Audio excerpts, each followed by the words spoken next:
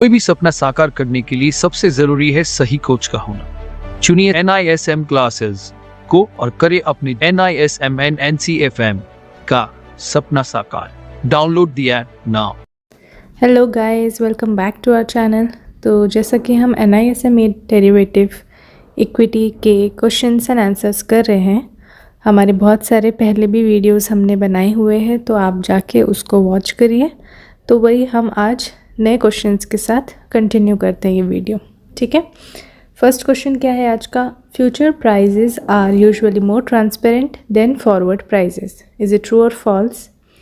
This is true because future price standardize contract होते हैं and forward price customised होते हैं। ये हमने पहले भी बहुत बार देखा है, राइट।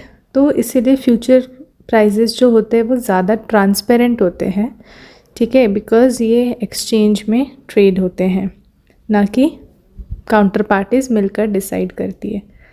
ओके, तो इसीलिए इसका करेक्ट आंसर है true. Next question, who can clear trades in index options? तो जहाँ पे क्लियरिंग की बात हो रही है तो क्लियरिंग मेंबर्स ही होते हैं who have the right to clear trades in index options, ठीक है, for institutional clients as well as trading members. तो clearing member registered in the derivative segment is the correct answer for this question. Next question देखते हैं। You have bought a call of SBI of strike price rupees 200 of January, ठीक है। To close the position, you will buy a put of same strike price of January. True or false? Question में क्या बोल रहा है कि आपने SBI का कॉल ऑप्शन बाई किया हुआ है, ओके, स्ट्राइक प्राइस 200 है।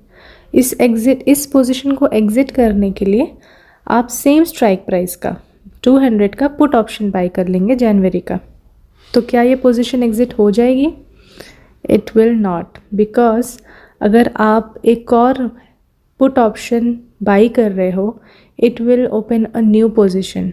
ऑप्शंस में ऐसा ही होता है, ठीक है।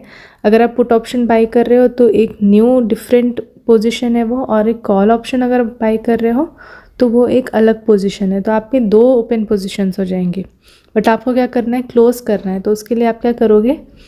उसको सेम कॉल ऑप्शन को सेल कर दोगे, ठीक है, तो जाके वो क्लोज हो जाएगी। बट अगर आप न्यू पुट ऑप्शन बाई कर रहे हो then it will create a new position. तो ये चीज़ आपको ध्यान में रखनी है, ठीक है। तो इसीलिए इसका करेक्ट आंसर हो जाएगा false. Now next question is, margin in futures trading are to be paid by. अब देखिए, फ्यूचर्स ट्रेडिंग में both buyers and sellers have to pay the margin. Options trading में क्या होता है? सिर्फ सेलर को मार्जिन पे करना होता है, बायर को नहीं करना होता है। बट बायर को भी कुछ पे करना होता है, ये मैं पहले भी डिस्कस कर चुकी हूँ। तो ये आज आपके लिए एक क्वेश्चन है कि बायर क्या पे करते हैं, ठीक है। इसका हिंट भी दे देती हूँ कि वो लोग, उनका लॉस भी उतना ही होता है। This is very big hint. तो अगर आपको समझ में आ गया है तो आप कमेंट करें और बताएं कि बायर्स क्या पे करते हैं इन ऑप्शंस ट्रेडिंग, ठीक है। तो इसका करेक्ट आंसर क्या हो जाएगा? Both the buyers and the seller, ठीक है। चलिए बढ़ते हैं आगे। नेक्स्ट क्वेश्चन क्या बोल रहा है? Mr. Gautam has sold a put option with strike of rupees 650 at a premium of rupees 60.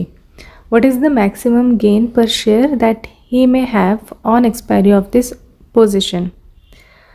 तो क्या हो रहा है यहाँ पे कि मिस्टर गौतम है, उन्होंने पुट ऑप्शन सेल किया है, स्ट्राइक प्राइस है 650, ठीक है, प्रीमियम कितना है? 60 रुपीज़। तो पूछ रहे हैं कि मैक्सिमम गेन कितना होगा मिस्टर गौतम का अगर वो एक्सपायरी में अपनी पोजीशन कट ऑफ करते हैं तो, ठीक है। तो आपको पता है कि जो सेलर होता है, चाहे वो कॉल ऑप्शन का सेलर हो या पुट ऑप्शन का सेलर हो, उसका मैक्सिमम गेन फिक्स होता है, which is the premium which he receives. Buyer pay करता है प्रीमियम और सेलर को जो प्रीमियम मिलता है उतना ही मैक्सिमम प्रॉफिट गेन कर सकता है एक सेलर, चाहे वो कॉल का हो या पुट का हो, ठीक है। तो इस केस में उसको कितना प्रीमियम मिल रहा है? 60 रुपीज़।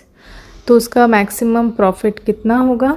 60 रुपीज़, ठीक है। इसमें ज़्यादा आपको कुछ कैलकुलेशन की ज़रूरत नहीं है, लॉजिक बेस्ड क्वेश्चन है ये, तो maximum gain 60 is the correct answer.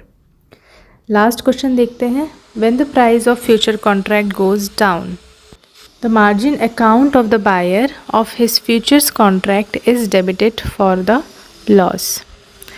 तो क्वेश्चन में क्या बोल रहे हैं कि प्राइस अगर फ्यूचर कॉन्ट्रैक्ट का कम हो रहा है तो जो बायर है उसका जो अकाउंट है will be debited for the loss, उसको लॉस होगा। ये सही है या नहीं?